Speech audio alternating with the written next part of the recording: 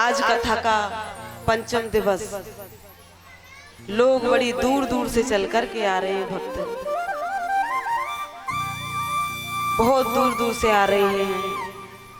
और ये कथा का काम क्या होता है, यानी ये कथा जगाने का काम करती है। ये सोए हुए होते हैं ना, उनको जगाने के लिए आती है ये श्रीमद् भागवत की कथा। क्योंकि कोई तो मद के नशा में, कोई मोह के नशा में, कोई किसी नशे में सोया हुआ है, तो ये जीव को यानी जगाने के लिए आती है ये श्रीमद् भागवत की कथा। उठे जागे मुसाफिर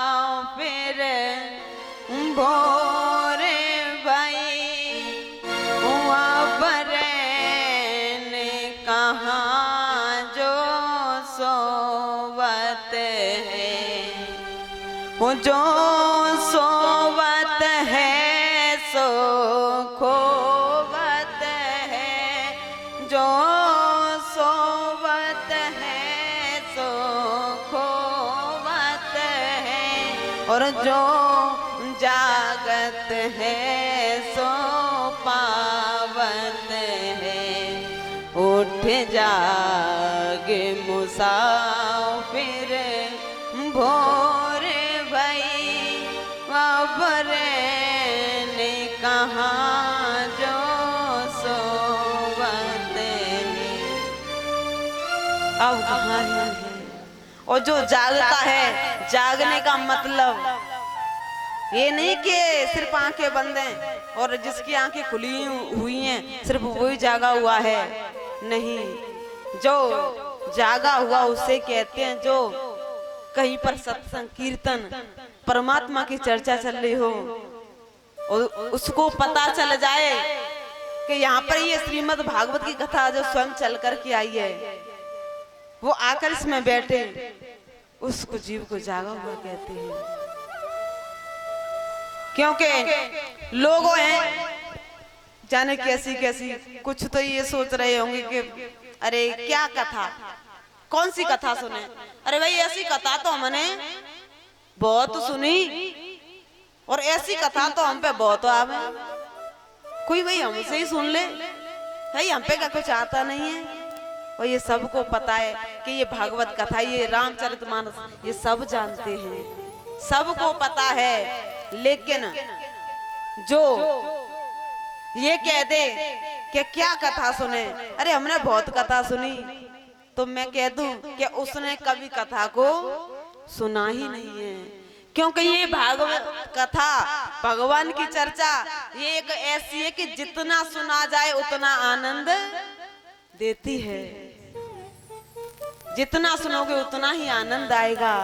नहीं, बाकी की एक बात सोचो, ये जो अखबार आता है ना, अखबार वो प्रतिदिन आता है, हर रोज आता है, लेकिन उस अखबार को जैसे आज आया है तो उसको आप आज ही पढ़ोगे, और यदि कल आपके हाथ में आ गया तो क्या कहेंगे, अरे ये तो हमने पढ़ लिया, ये तो कल का है। लेकिन ये भगवान की कथा ऐसी है कि जितना सुना जाए, जितना हो सके उतना सुना जाए, उतना ही आनंद देती है। ये ऐसी कथा है। लेकिन संतों के मुख से सुना है कि भले कुछ ना कर सकें, यदि वहां पर जाकर के कुछ ना कर सकें तो कभी भी ऐसी जो कथा हो, परमात्मा का कीर्तन हो, चर्चा हो, वहां जाकर के कभी विघ्न नहीं डालना चाहिए। यदि आप पर कुछ नहीं हो पा रहा है तो कोई बात नहीं, भाई सुन तो सकते हैं। लेकिन संत कहते हैं कि भले ही कुछ ना कर पाए तो कम से कम सुन तो सकते हैं। भाई इससे क्यों वंचित रह जाएं? भाई सुनने में क्या जाता है, कोई खर्चा तो नहीं है, सुनने में कोई खर्चा नहीं है। लेकिन जो भक्त होते हैं परमात्मा के, जो आप सब भी इतनी दूर दूर से चल करके आए हैं, आप सब परमात्मा के भक्ति तो हैं। बताओ, इतनी इस गांव से छोड़ो, दूर दूर गांव से आ रहे हैं सब, क्यों? क्योंकि परमात्मा ने उनको निमंत्रण दिया है, बुलाया है उनको। जैसे कि किसी कि घर में विवाह हो, शादी हो, तो यदि पड़ोसी से लड़ाई चल रही हो तो उसको निमंत्रण नहीं देते हैं, लेकिन उसके परिवार वाले भले ही विदेश क्यों ना रह रहे हों उनके लिए निमंत्रण पहुंच जाएगा और वो इतनी दूर से भी चल करके उस शादी में आ जाते हैं। लेकिन ये भागवत आपको भी परमात्मा ने निमंत्रण दिया है, जो इतनी दूर दूर से चल करके आ रहे हैं। कहा है कि आप कथा सुनने के योग्य हैं और आप जाकर के कथा को श्रवण करें। आप सबको भी निमंत्रण देके परमात्मा ने बुलाया है, क्योंकि मन में कोई विचार आएगा सुनने के लिए तभी तो आप आओगे कथा सुनने। वो मन में विचार प्रकट कौन करते हैं? वो परमात्मा ही तो है, सब कुछ करने वाले वही तो हैं। इसलिए तो कहते हैं ना कि जो मन की तरंग है ना, इनको यदि सवार लिया तो सब कुछ अच्छा है। मन की तरंग मार ले, बस हो गया भजन। आदत बुरी सुधार ले, बस हो गया भजन। कुछ आप पर नहीं बन रहा है तो कोई बात नहीं, लेकिन मन की तरंग मार ले। नजर का सुरमा सार ले, बस हो गया भजन। जो नजरों में, क्योंकि नजरों में तेरे दोष है औरों में देखता, नजरों में तेरे दोष है औरों में देखता, नजर का सुरमा सार ले, बस हो गया भजन। क्योंकि ये हमारी नजरों का ही तो कसूर होता है। किसी के प्रति अच्छा कि ये बहुत अच्छा है तो ये नजरों ने तो देखा, और कुछ नजरें ये बहुत बुरा है तो ये नजर का ही तो खेल है। ये सब नजर का खेल है। तभी तो संत कहते हैं कि नजर का सुरमा सार ले, बस हो गया भजन। कोई तुम्हें कितना भी बुरा कहे, वो कहता है कहने दो, लेकिन तुम सब सुन करके क्षमा कर दो। क्योंकि परमात्मा भी ये देखता है कि देखूं तो सही ये मेरे भरोसे है कि नहीं। और यदि आपसे कोई किसी ने कुछ कह दिया और आपने पलट करके वार कर दिया, उसको सुना दिया, तो भगवान तो ये कहते हैं कि भाई बदला तो अपने आप ही ले लेता है, तो फिर मुझे कोई लेने की जरूरत ही नहीं है। भाई सब काम अपने आप ही कर रहा है, लेकिन हम परमात्मा के भरोसे रहेंगे तो वो देख रहा है, वो लेगा, कैसे लेगा वो जानता है। उसने अच्छा कहा मर्जी है आपकी, बुरा कहा मर्जी है आपकी। और मैं तो कह दूं, यदि आपने भले कोई कितनी गालियां दे रहा हो, कितना भी बुरा भला बोल रहा हो, वो कब तक बोलेगा?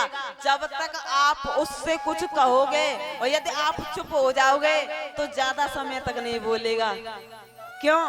क्योंकि वो ये सोचेगा भला बताओ कितना समय हो गया मैं ही बोलता जा रहा हूँ, ये कुछ कह ही नहीं रहा है, तो अब इससे कहने से कोई फायदा नहीं है। तो कोई कुछ भी कहे, चुपचाप हो जाओ, सहन कर लो।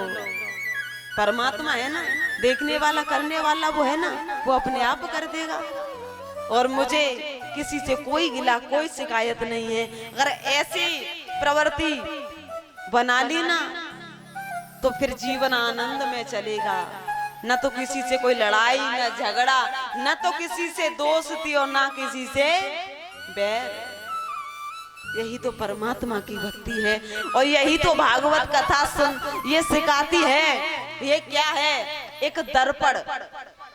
जब ये कथा को श्रवण करते हैं ना तो लोग क्या कहते हैं, अरे ये जो बात कही है ना, ये बात एकदम सत्य है। यानी हम कैसे हैं ये हमें दर्पण की तरह दिखाती है। क्योंकि कोई बात कभी गलत आती है तो वाली ये बात गलत है, और कोई सही बात आई ये बात सही है, और इस काम को हमको करना चाहिए। दर्पण जैसे मैं एक एक मैया थी जो एक दूसरे यानी गांव में रहती थी, लेकिन एक बार वहां पर मेला लगा हुआ था, बाजार, तो वहां पर दर्पण लेने के लिए गई और जैसे शीशा को लेने गई, लेकिन उस समय उसकी अवस्था यानी आयु लगभग 18-20 वर्ष की थी। अच्छा, जैसे उसने दर्पण लिया तो कोई से भी दर्पण में अपना चेहरा देखती तो बड़ा अच्छा आता नजर आता, क्योंकि जैसा है वैसा उसमें आ रहा है। लेकिन वही मैया जब 60